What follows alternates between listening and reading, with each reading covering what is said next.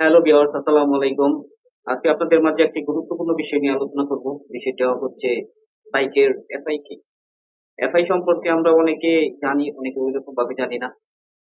অনেকে অনেক আগে থেকেই এফআই বাইক ইউজ করতেছি, বাট এটার আসলে মূলত এটার কাজটা কি? এফআই কি করে?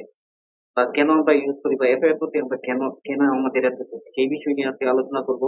ইনশাআল্লাহ আশা করি উপকৃত হবেন।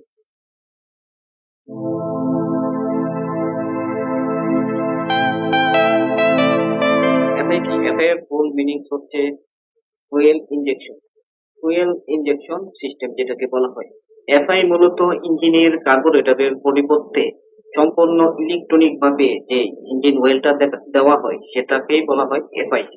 আর এর মানে দাঁড়াচ্ছে ইঞ্জিন কম্বাস্টে কার্বোরেটরের বদলে সম্পূর্ণ ইলেকট্রনিক ভাবে অয়েলটা ইঞ্জিনে পৌঁছানো দেওয়ার সিস্টেমটার নামই হচ্ছে এফআই। এফআই সিস্টেমে ইঞ্জিনের ভিতরে ইসিইউ এর মাধ্যমে মানে সম্পূর্ণ ইলেকট্রনিক সিস্টেমে ফুয়েল পৌঁছানো হয়। এখন কোশ্চেন হচ্ছে ইসিইউ কি? ইসিইউ এর ফুল মিনিং হচ্ছে ইলেকট্রনিক কন্ট্রোল ইউনিট। এখন কোশ্চেন হচ্ছে ইসিইউ এর কাজ কি?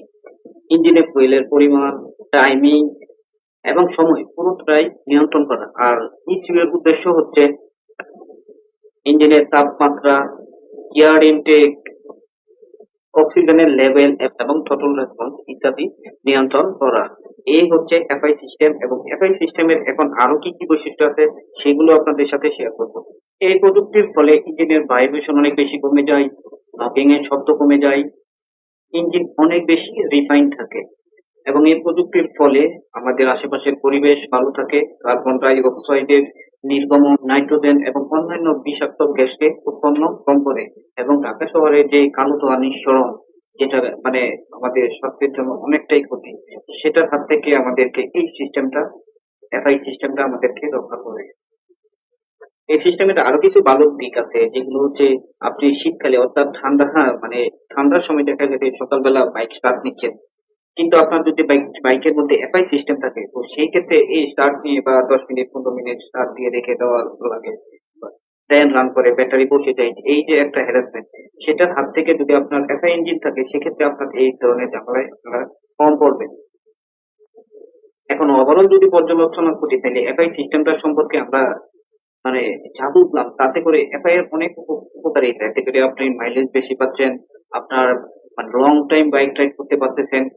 লং টাইম বাইক রাইড করার পরেও এফআই সিস্টেমে আপনার অনেক বেশি গরমেও আপনার ইঞ্জিনটাকে ওই রকম ভাবে হিট হচ্ছে দেয় না। আপনার যেই মানে পাওয়ারটা পাওয়ার দরকার সেই পাওয়ারটা আপনি মানে তৃপ্তি পেয়ে যাচ্ছেন, এটাতে কোনো ব্যাক পেতে হয় না।